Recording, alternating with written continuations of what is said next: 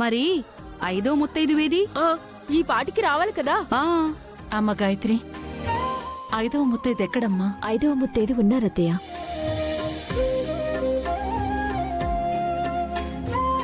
ఎక్కడుంది తను?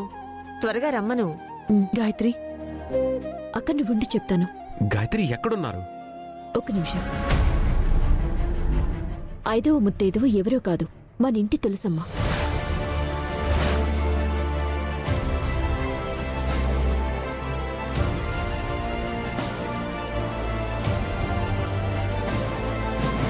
తులసమ్మ? తులసమ్మ ముత్తైదు ఎలా అవుతుంది?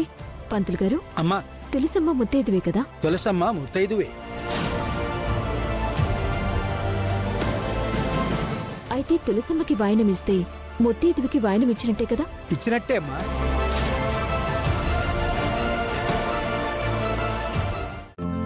ఈ రోజే డౌన్లోడ్ చేయండి, మీ ఫేవరెట్ షోస్ చూడండి.